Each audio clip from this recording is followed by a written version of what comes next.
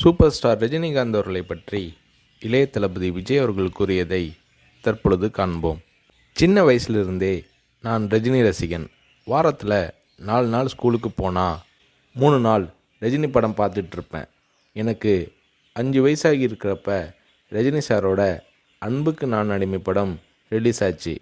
எப்படியாவது படம் பார்த்துடணும்னு ஆசை.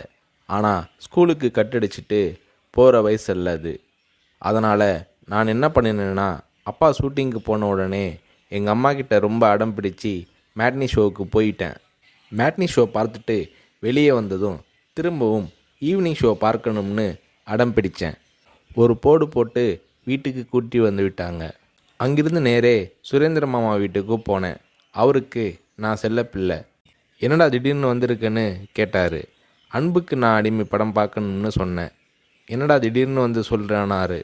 இல்லை, கண்டிப்பாக போகணும்னு சொன்னேன். சரி வா, அம்மா கிட்ட போய் சொல்லிட்டு போகலாம்னாரு. இல்லை, அம்மா கிட்ட சொன்னால் திட்டுவாங்க. நான் உங்கள் வீட்டில் இருக்கேன்னு சொல்லிட்டு வந்துட்டேன். படம் பார்த்துட்டு நைட்டு போயிடுறேன்னே.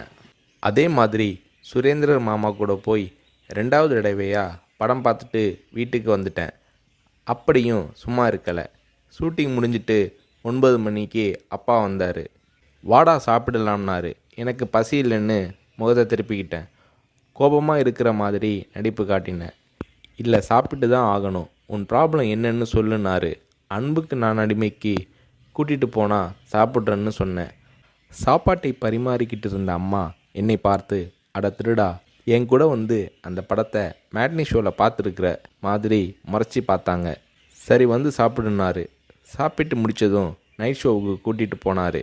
உண்மையிலேயே அன்னைக்கு மேட்னி, ஈவினிங், நைட் ஷோன்னு 3 தடவை ரஜினி சார் படம் பார்த்தேன். படம் பார்த்துட்டு வந்ததும் அப்பா கிட்ட ஒரு அன்பு கட்டளை போட்டேன். நாளைக்கு நான் ரஜினி சாரை பார்க்கணும், அவர் கூட நின்று ஃபோட்டோ எடுக்கணும்னு சொல்லி அப்பாவோட கழுத்தை கட்டி பிடிச்சிக்கிட்டேன். அடுத்த நாள் காலை நானும் என்னோடய ஃப்ரெண்ட் கார்த்திக்கும் அப்பா கூட போனோம். ரஜினி சார் வாகினி ஸ்டுடியோவில் ஏதோ ஒரு ஷூட்டிங்கில் பிஸியாக இருந்தார்.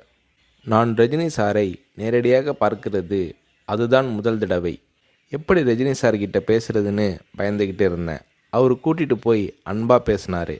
அப்படியே என்னை தன்னோட மடியில் உட்கார வச்சுக்கிட்டு என்ன படிக்கிறேன்னு கேட்டார். சொன்னேன், நான் உங்கள் கூட நின்று ஃபோட்டோ எடுக்கணும்னு சொன்னேன். சிரிச்சுக்கிட்டே என் கன்னத்தை தட்டி கொடுத்து எங்களை அணைச்சிக்கிட்டு ஃபோட்டோவுக்கு போஸ் கொடுத்தார். என்னால் மறக்க முடியாது அந்த இனிய நாளை, அவரது அன்பான அரவணைப்பை. வீட்டுக்கு வந்ததும், அப்பா நீங்கள் பெரிய டைரக்டர்னு சொல்கிறாங்க, ஆனால் என்னால் உங்களை டைரக்டராக ஏற்றுக்க முடியாது.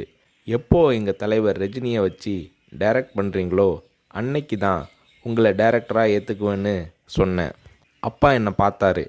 ஒரு ஹிந்தி படம் டைரக்ட் பண்ணுறதுக்காக எங்கள் அப்பா பாம்பே போனார். எனக்கு ஹாலிடேங்கிறதால நானும் அம்மாவும் கூட போயிருந்தோம். மும்பையில் இருந்த ப்ரொடியூசர் பூர்ணச்சந்திர ராவ் எங்கள் அப்பாவுக்கு ஃபோன் பண்ணி கூப்பிட்டதும் அப்பா அவரை பார்க்க போனார். வரும்போது ரொம்ப சந்தோஷமாக இருந்தார். ஹோட்டலுக்கு வந்ததும் என்னை கூப்பிட்டு, விஜய், நான் டைரக்டர் ஆயிட்டேனாரு. ரஜினி சாரை நடிக்க வச்சு டைரக்ட் பண்ண போகிறேன்னாரு. அந்த படம் தான் நான் சிகப்பு மனிதன். நீங்கள் நம்புறீங்களோ இல்லையோ, அந்த படத்தை நான் 17 தடவை பார்த்தேன்.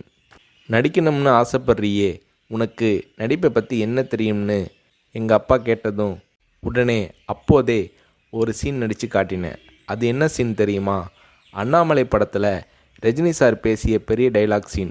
நான் ரஜினி ரசிகனாக இருந்ததால் அவரோட பல வசனங்களை மனப்பாடம் பண்ணி வச்சுருந்தேன். அதில் ஒரு வசனம்தான் எனக்கு உதவியது.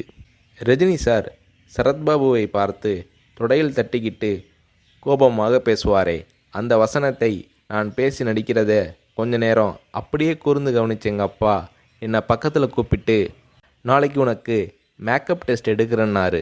அவர் அந்த வார்த்தைகளை சொல்லி கை குலுக்கியதும் எனக்கு சிறகு முளைச்சி ஆகாயத்தில் பறக்கிற மாதிரி எல்லையில்லாத மகிழ்ச்சி பொங்கியது என்று நடிகர் ரஜினி அவர்களை பற்றி இளைய தளபதி விஜய் அவர்கள் கூறுகிறார்.